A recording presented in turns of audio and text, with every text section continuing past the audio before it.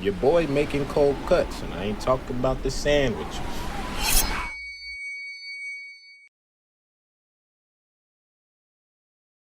If episode one was therapy no feature, we're gonna call this the breakdown. I think with this episode, I want to do more of a reflection. Change requires a lot.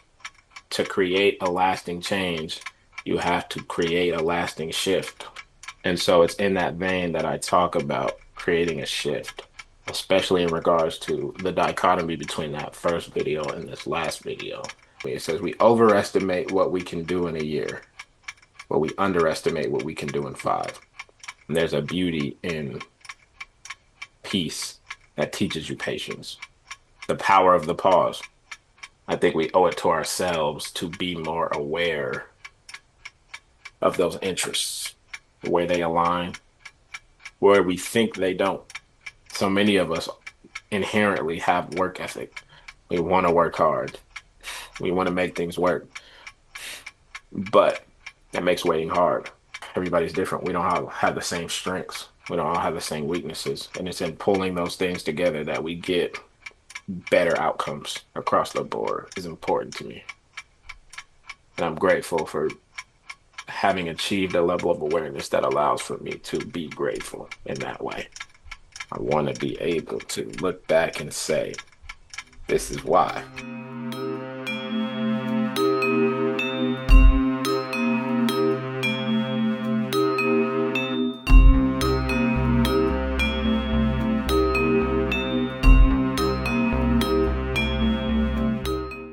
What a road it's been. Back. It's December, episode 12. Let's get deep. If episode one was therapy no feature, we're going to call this the breakdown, the wrap up, the end of the year, if you will. There's so much I could say and so many directions I could take this in. I thought about doing a similar thing in a kind of sandwich fashion of the first episode, where I was going to do another therapy like session and just review and show the contrast and the stark difference of um just me, what I've been able to become, grow into, and let it be apparent. But I think anybody who's been watching the episodes, that's already clear. It's very obvious. Um, you can see it just gets better and better each episode. Obviously, it's still low budget, it's new, a lot of kinks to work out, but humble beginnings, as they say. I think with this episode, I want to do more of a reflection on the season and kind of dive into my own psychology and do a debriefing on how I feel it went. And if this does end up catching traction later and becoming more of a thing, and I come back and do more, I think it will be interesting to see, one, for myself, what that process looks like more objectively, and to see what the viewers have to say.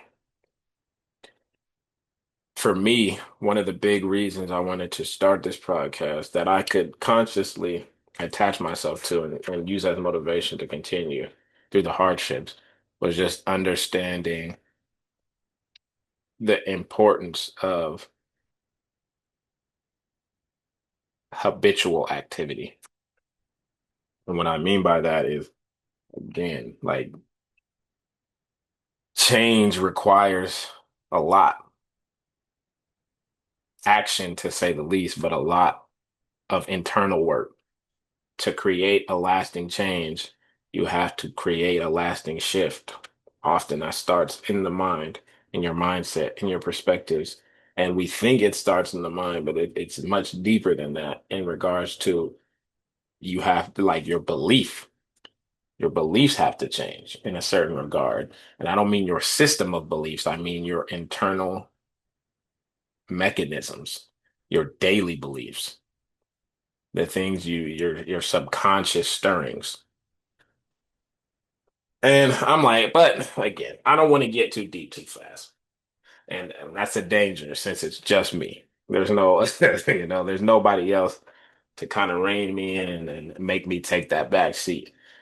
But I do think it's important that even though it's just me, that people end up watching this leave with something. They leave with an understanding of the thought processes behind this endeavor, the things that go through my mind when I seek to do something like this.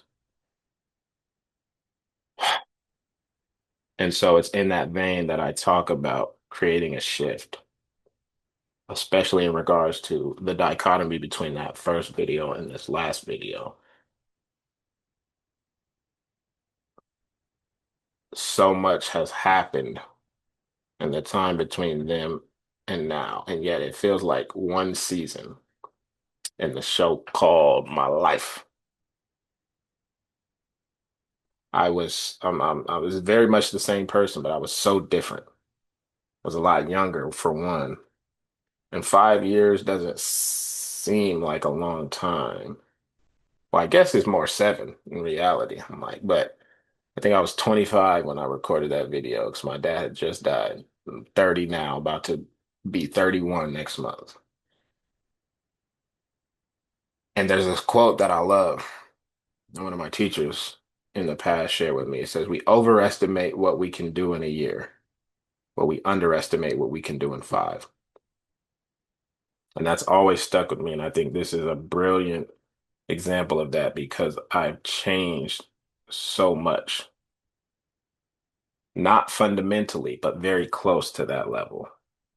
I've shifted a lot of mindsets, a lot of patterns of thinking. I've become more aware and in doing so, more able to articulate those changes, track them, pay attention to them, and therefore use them to my advantage.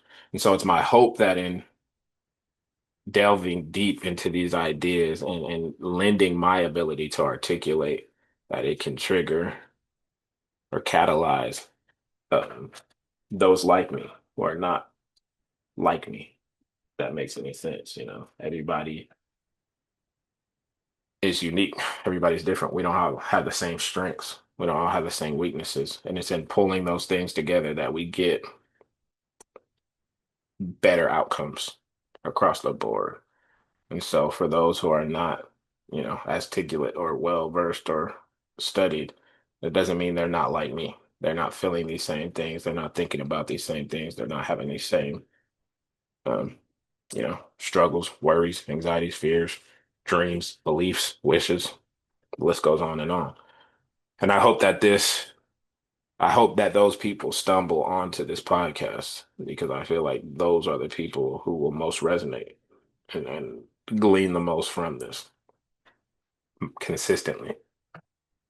And so it's in allowing myself to be vulnerable in these ways, give, share, think out loud in such a public way and format that people can be inspired to do the same, if nothing else.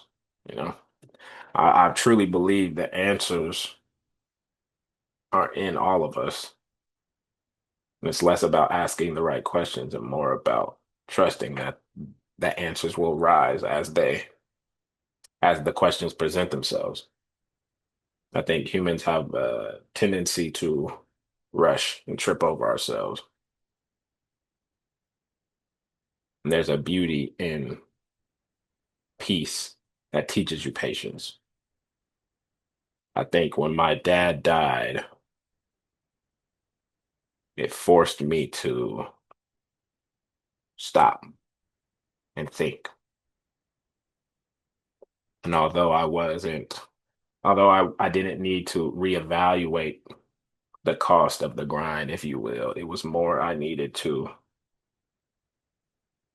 appreciate my willingness to pay it. which can sound, that can sound a bit ethereal because I'm like, it can get very convoluted, but again, the way my dad died at the time that he died, it forced me to stop and think about a lot of things in a lot of ways, in a lot of facets. And I didn't realize how much that taught me inadvertently. The path that set me on, the power of the pause. If we just take a second to think how those answers will unfold, the directions our train of thought will take us, all the things we can uncover about ourselves, others, the world at large. I think it's very interesting when I look back on decisions that I've made and think about why I made them, how I made them, when I made them, my emotional state in doing so.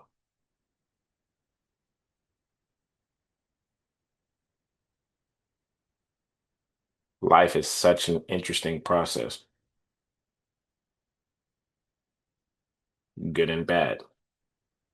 I think we owe it to ourselves to be more aware of those interests, where they align, where we think they don't, and the emotional impact that has, and how it's different from the psychological impact and the physical impact, and so on and so forth. And so I really say all of that to say, at the core of this podcast, that is my goal,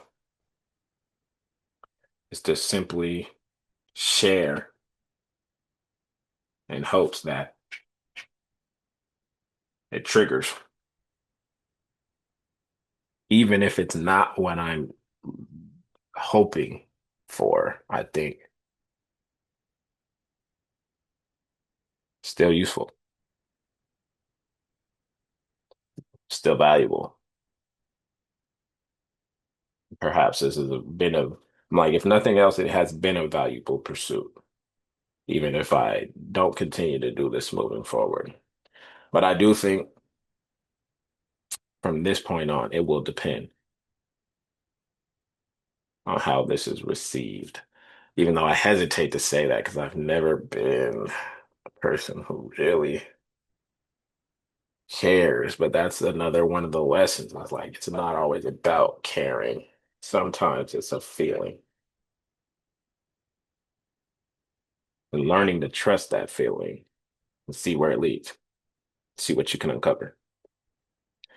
Tough. It's a tough process, but well worth it. I found in my experience every time it's always worth it. Never.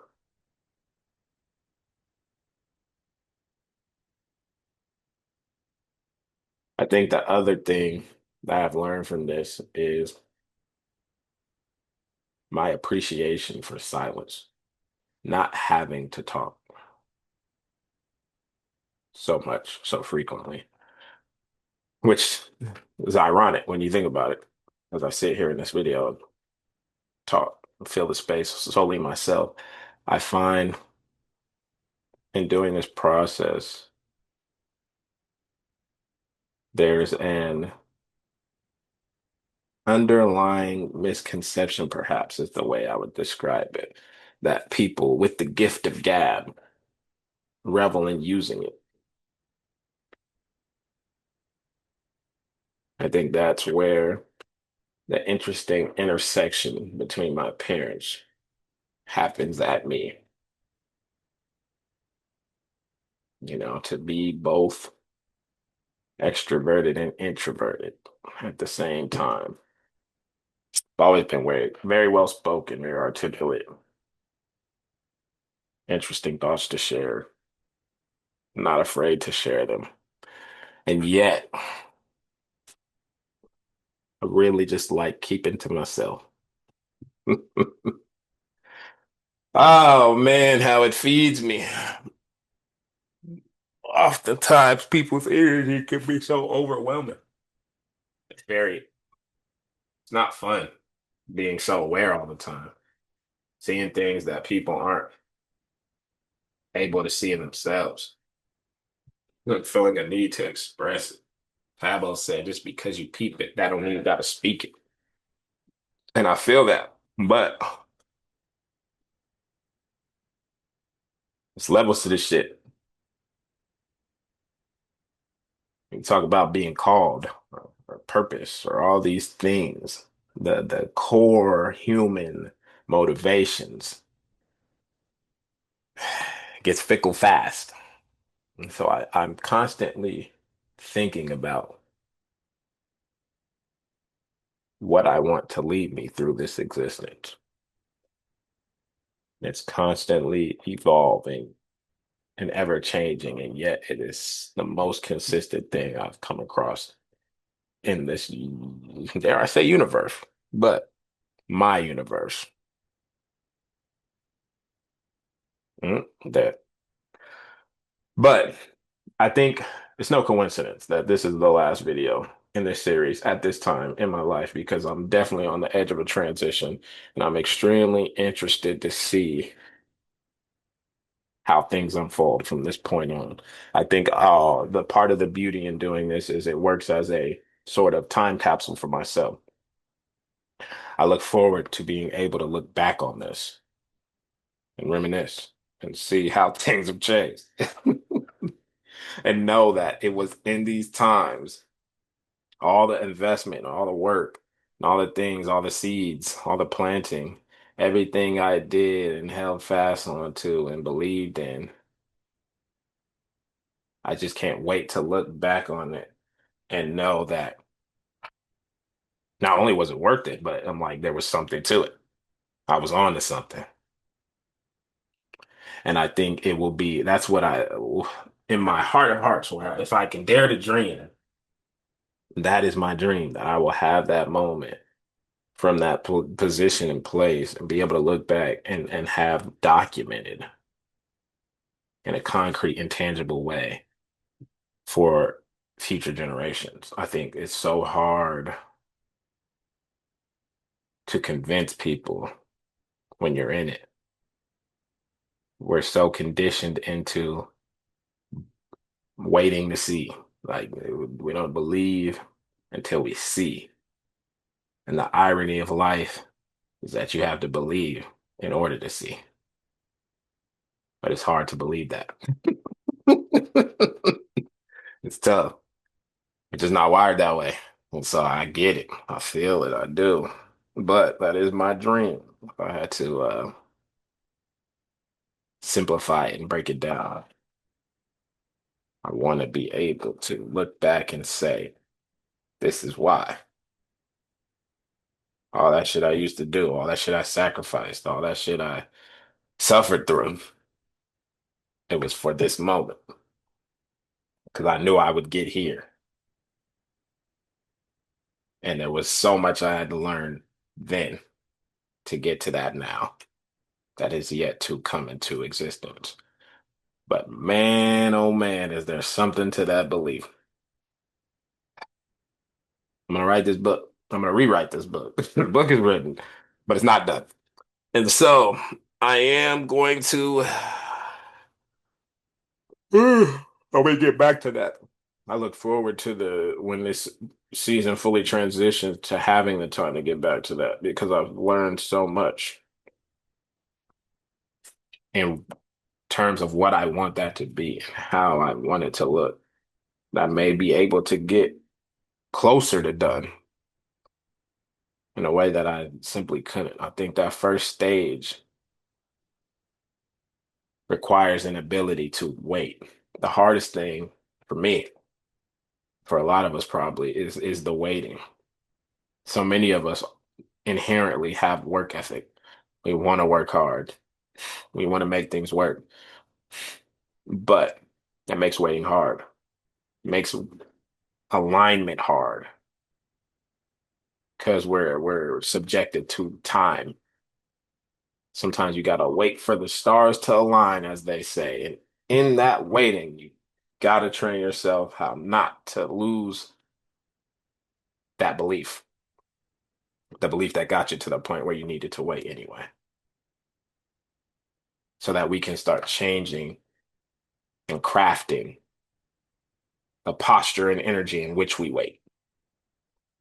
It's been my biggest lesson, or the lesson I'm most grateful I learned in this season. Is the value, not just the waiting, but how I wait. The privilege to choose how I wait. Something to be said for that. Something deep. I thought about making this a full episode because I could really talk about a lot. I almost went and like, on some streamer shit, went back and watched each episode and critiqued it in the ways that I was doing those therapeutic videos. But I don't feel that's not what I'm feeling. I always trust my gut. I think less is more here. I think I really already I've already gotten quite deep, low key. But I think if I was going to do that, it would just be another season to itself, be like, 1.5 perhaps, or maybe season two would be a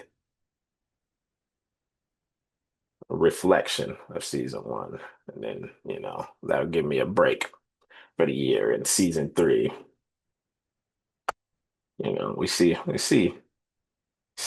if people trying to see something shake, man. You know, go with the flow, check the vibes, do a vibe check. But having gotten over this hump and dare I say successfully executed my goal, regardless of the, you know, objective success, I'm proud to say, and glad to say that I set the goal to do this podcast, and for better or for worse, high quality for low quality, I was able to do it. I was able to get it done. And that in itself is important to me. And I'm grateful for having achieved a level of awareness that allows for me to be grateful in that way. I think it's something I was missing when I was younger, even though it was always there, was left unrefined, raw. It could have really serviced me at that time. But again, everything happens in its time. And so I'm just grateful now to have reached this place at this age. And I can't wait for the games to begin. What an ominous line to end on, but pretty sure we got deep. If not we, definitely me. Catch y'all on the flip. Stay up.